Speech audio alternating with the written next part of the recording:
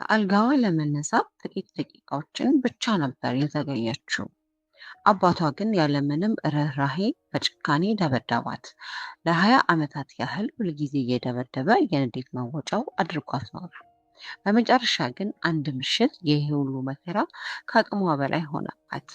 ያለምንም አማራጭ ከቤት ጠፋች። በመንገድ ላይ ሳለች አንድ ባለጸጋ ሰው ትኩረቱ በስልኩ ተሰርቆ ሳያስበው በመኪናው ገጫት። ነገር ግን ገና መንገድ ላይ ሳሉ ራሷን ከሳተችበት ነቃች። እሱም መልሶ ወደ ሲኦሉ የአባቷ ቤት ሊወስዳት የመጣ መስሏት በከፍተኛ ሁኔታ ደነገጠች። ከመኪና ውስጥ ዘላ በመውረድ ጠፋች። የምትሄድበት አንዳችን ቦታ በማጣቷ ወደ ቤቷ ተመለሰች። ነገር ግን ባለጸጋው ሰውዬ በቀላሉ አልተዋትም። የፈጸመውን ስህተት ለመካስና ይቅርታ ለመጠየቅ እስከ ቤቷ ድረስ ተከትሏት መጣ። እዚያም እንደደረሰ ሳይታሰብ አባቷን እሷን ማግባት እንደሚፈልግ በድንገት ጠየቀው። ጨካኙ አባቷ ወደ ቤቱ የመጣውን ሰውዬ ትኩር ብሎ ሲመለከተው በከተማዋ ውስጥ ታዋቂ ከበርቴና ባለጸጋ መሆኑን ወዲያውኑ አወቀ። ነገር ግን ባለጸጋው ሰውዬ ገና እግሩ እንደወጣ ያ ጨካኝ አባት እንደገና በጥፊ አጮላት። ምክንያቱም እሷ ማንም እንዲያውቃት የማይፈልጋት የድብቅ ልጁ ነበረች። በእሷ ምትክ ያንን ታዋቂ ከበርቴ እንድታገባ የፈለገው የሚወዳትንና ሕጋዊ የሆነችውን ሌላኛው ልጁን ነበር። በዚያኑ ምሽት ሀብታሙ ሰው እንደገና ስጦታዎችን ይዞ ተመለሰ። የአባቷን እቅድ ለመፈጸም እህትየዋ ራሷን አሳምራ ልታማልለውና ቀልቡን ለመስረቅ ከፍተኛ ጥረት አደረገች። ነገር ግን እሱ ዘወር ብሎ እንኳን አላያትም ነበር። የሀብታሙ ሰውዬ ሙሉ ትኩረት በዛች ጥጓን ይዛ በቆመችው ምስኪንና ዝምተኛ ልጅ ላይ ብቻ ነበር። እቅዱ ሙሉ በሙሉ የከሸፈበት ያጨካኝ አባትም በመጨረሻ ያለምንም አማራጭ በጋብቻው ለመስማማት ተገደደ። ይህንን ያየችው ምቀኛዋ እህት በቅናት እሳት ነደደች። የሰርግ ልብሷን በሁሉ ሰው ፊት በቁጣ አቃጠለችው። አባታቸው ሊመታት ፈልጎ ነበር፣ ነገር ግን አልቻለም። በሰርጉ ቀን እህትየዋ ለብቻዋ እያለቀሰች ነበር። ከዚያም በድንገት የባለጸጋው እናትና ሌላ ሰው በከፍተኛ ሁኔታ ሲጨቃጨቁ በድንገት ሰማች። እውነቱ ግን እሱ ልጅቷን ወዷት አያውቅም ነበር። ነገሩ ሁሉ የበቀል ነበር። ነገሩ እንዲህ ነው። ከዓመታት በፊት የእሷ ቤተሰቦች የእሱን ቤተሰብ አጥፍተውት ነበር። በማግስቱ ጥሏት ጠፋ። እሷ ግን ጥፋቱ የእሷ መስሏት ነበር።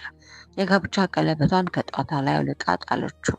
መቋቋም ከምትችለው በላይ የሆነባት ይቺ ምስኪን ልጅ ከእንግዲህ የመኖር ትርጉም ስላጣች ሙሉ በሙሉ ተስፋ በመቁረጥ ራሷን ለሞት አሳልፋ ሰጠች። አንድ ያልታሰበ ሰው በሩን ሰብሮ በመግባት ሕይወቷን ታደጋት። ልጅቷ መልሳ ዓይኗን ስትገልጥ ግን ከባለጸጋው ሰውዬ እናት አጠገብ መኪና ውስጥ ራሷን አገኘችው። ምስኪኗ ልጅ አማቷ ያዳነቻት መስሏት ይህ ሁሉ ነገር እኔን ለመፈተን የተደረገ ድራማ ነው፣ ፈተናውንም አልፌዋለሁ ብላ በውስጧ ተስፋ አድርጋ ነበር። ነገር ግን መኪናው በአንድ ትልቅ የሕዝብ አደባባይ ላይ ድንገት ቆመ።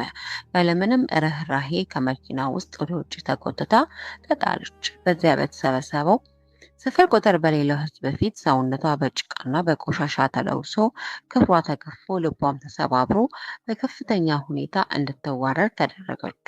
በሕዝብ ፊት ከተዋረደችበት አደባባይ ተነስታ እያለቀሰች ወደ መሸሸጊያ ቤቷ ሮጠች። ነገር ግን እዚያም ብትሆን ማጽናኛ አላገኘችም። ያ ጨካኝ አባቷ ያለምንም ርኅራኄ እንደገና በጥፊ አጮላት። ምቀኛዋ እህት ደግሞ ልጅቷ መሬት ላይ ወድቃ ስትሰቀስቅ ጥግ ላይ ቆማ በደስታ ትሳለቅባት ነበር። በዚህ መሀል ወንድሟ መጣ፣ መሀላቸው ገባ። በዚህ ጊዜ ሹፌሩ እሷን ይዟት ወጣ። ይህ በእንዲህ እንዳለ ያስገብገብ አባት ያጣውን ጥቅም ለማስመለስ እና የባለጸጋውን እናት ፊት ለፊት ሄዶ ለመጋፈጥ ወሰነ። ነገር ግን እሷን ባያት ቅስበት ካለበት ፍዝዝ ብሎ ቀረ። ደም ስር ሁሉ የደረቀ ያህል ደነገጠ። ከ20 ዓመታት በፊት ያጨካኝ አባት የባለጸጋውን ቤተሰብ ሙሉ በሙሉ አውድሞት ነበር። አሁን ግን እነሱ ለበቀል ተመልሰው መጡ። ጋብቻው በሙሉ የእቅዱ አካል ነበረ። እሱ በድንጋጤ ራሱን ስቶ ወደቀ። ሾፌሩ ልጅቷን ይዟት እየነዳ ይሄድ ነበር። ባለጸጋው ሰውዬ ከዚህ ሁሉ ነገር በኋላ በዚች ምስኪን ልጅ እውነተኛ ፍቅር ተሸነፈ። እሱ ይቅርታ ለመነ። ነገር ግን ረፍዶ ነበር። እሷ ድልድዩ ስር ካለ ውሃ ውስጥ ዘላ ገባች። ያለምንም ማንገራገር እሱም ወደ ታች ዘለለ።